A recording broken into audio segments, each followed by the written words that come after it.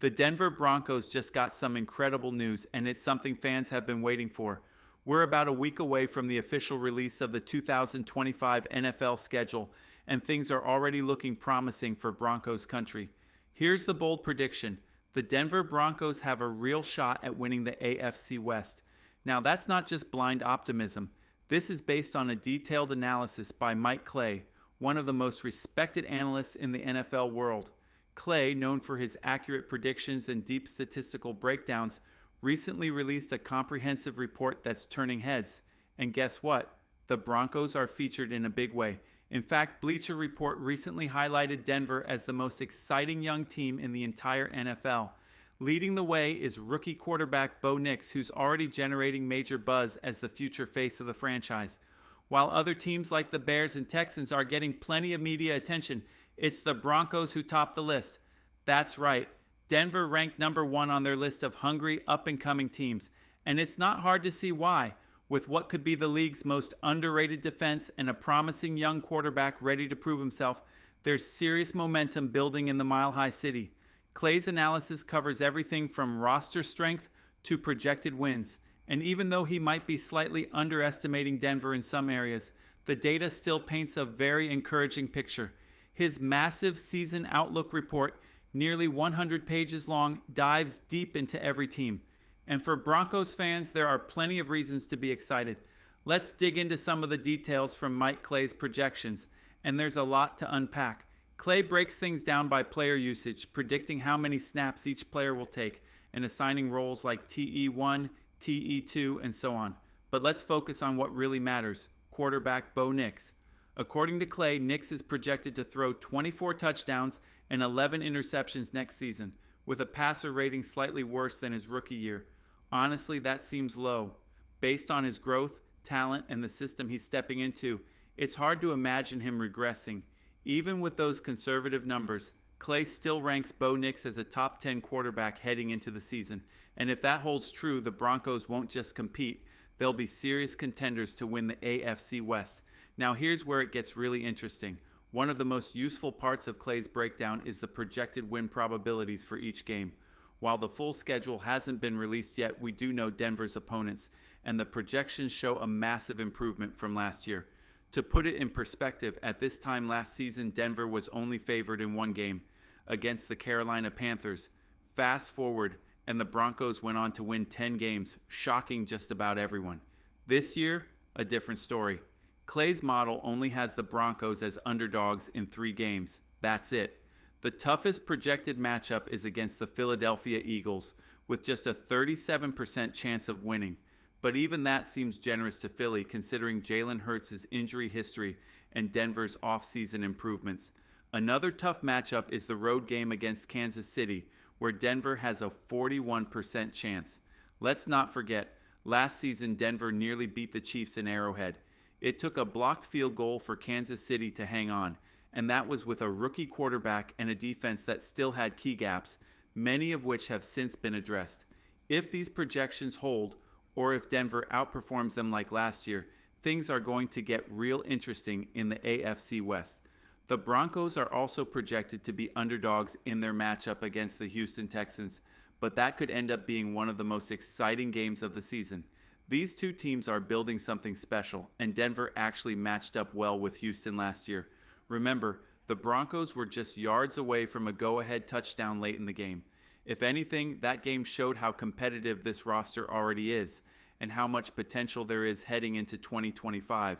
Mike Clay's full analytics model projects Denver to finish with 9.8 wins, essentially rounding to a 10-win season.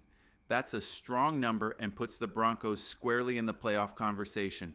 One of the standout parts of Clay's breakdown is his unit-by-unit grading system. Each position group is ranked on a scale from 1 to 10, with 10 being elite and 1 being bottom tier. Here's how the Broncos stack up. Quarterback: Clay gives Bo Nix a 5, a middle-of-the-pack grade. But remember, this is the same analyst who also ranks Nix as the 10th best quarterback in the NFL heading into the season. So even that average grade may be underestimating his ceiling. Running backs: Denver's backfield is graded near the bottom league-wide. That's a surprising call, especially considering the confidence Sean Payton seems to have in the group. If the coaching staff truly had concerns, they likely would have targeted a veteran like Najee Harris, drafted a standout like Omarion Hampton, or taken a swing on J.K. Dobbins or Nick Chubb. Instead, the front office stood firm, which says a lot about their internal evaluations. Wide receivers. This is where it gets even more puzzling. Clay ranks Denver's receiver group as one of the worst in the league, but that doesn't match the talent on the roster. Pat Bryant is expected to make a real impact. Marvin Mims Jr. showed flashes last season, and Courtland Sutton continues to be a reliable target, arguably one of the more underrated receivers in the league. Even opposing players have praised Sutton as a top-tier wideout. Tight ends. This group gets a solid 7 out of 10, a respectable grade and one that reflects both depth and potential. There's clearly a disconnect between some of the external projections and what Denver's coaching staff sees in this roster, and that could work in the Broncos' favor, flying under the radar just like they did last year. Last year, the Broncos' tight end unit was ranked just 1 out of 10, dead last. This year, it's jumped all the way to a 7. That's a huge leap. Clay also gives Denver's offensive line a near elite rating at 9 out of 10, which speaks volumes about the investment and development up front.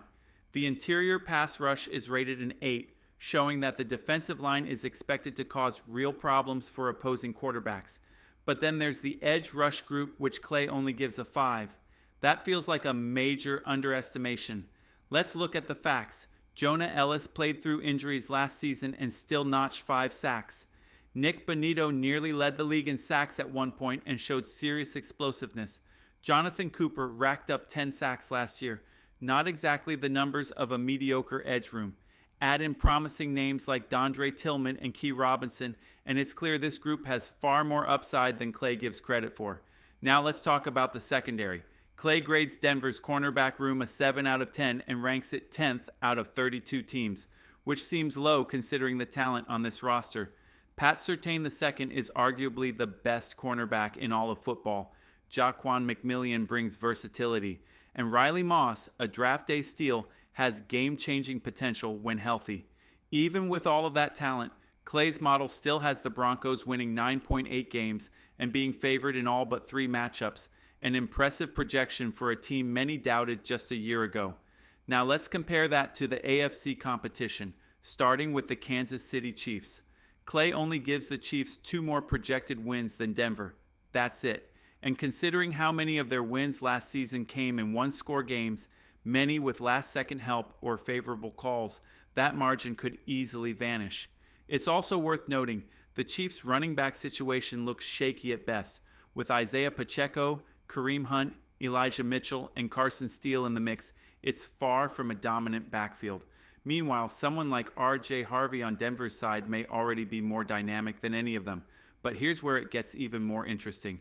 Clay's projection for who leads the Chiefs next season. Now let's talk about the Chiefs' offense and why it may not be as intimidating as it once was.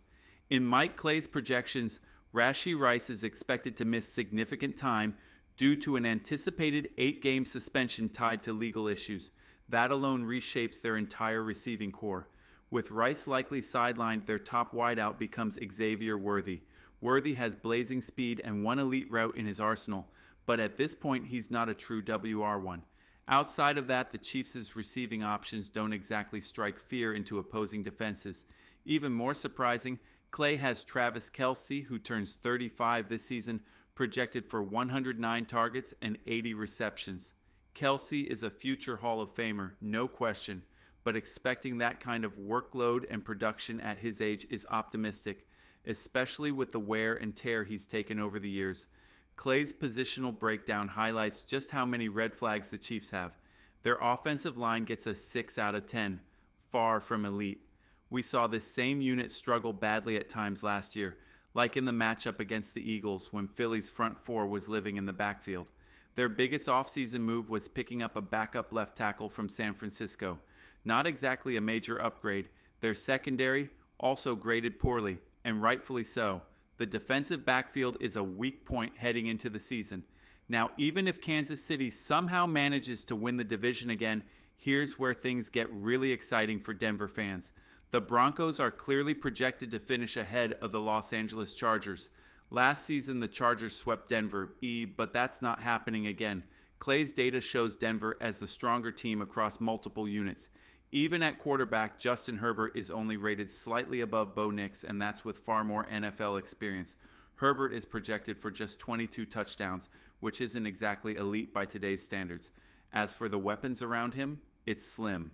Outside of Ladd McConkey, who's projected for 85 receptions and over 1,000 yards, there aren't many playmakers to worry about.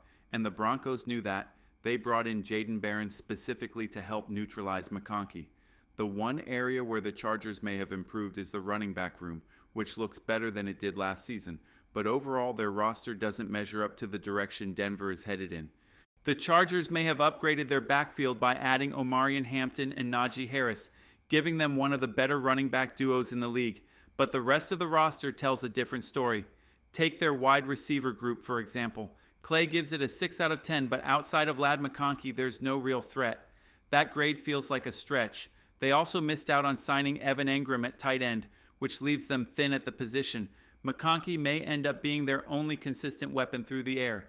Defensively, the outlook is just as rough. Clay grades the Chargers' linebackers and cornerbacks both at a 4 out of 10, which is near the bottom of the league. So even if the offense is efficient, the defense may not hold up, especially with a tougher schedule and no real home field advantage. The Chargers are projected to win just 8.7 games, and if that defense underperforms, they could easily fall short of that. Now, let's shift to the Las Vegas Raiders, who've gotten plenty of buzz online, but that hype hasn't translated into reality. Clay's projections for Geno Smith are underwhelming, only slightly more touchdowns than interceptions. That's not the profile of a quarterback ready to carry a franchise. Running back Ashton Jeanty is getting a lot of love in the projections, nearly 1,200 rushing yards, but that's a tall order for a rookie. It's hard to see that happening behind an average offensive line. Then there's the receiver group, which ranks among the worst in the league, and a defense that not only lacked consistency last year but also lost multiple starters. Clay ranks the Raiders 28th in offensive projection, 29th on defense, and 31st overall. Second worst team in the entire NFL. That's a brutal outlook, and one that feels justified based on the roster. Meanwhile, the Broncos are sitting comfortably in Clay's rankings as the 7th best team in the NFL. With a revamped roster, elite secondary, and a quarterback with top 10 potential, this is shaping up to be Denver's year. According to Clay's projections, the Broncos are set to win the AFC West. What do you think is the biggest snub in Mike Clay's rankings? Personally, it's the lack of respect for Denver's secondary, a unit that could carry this team deep into the playoffs.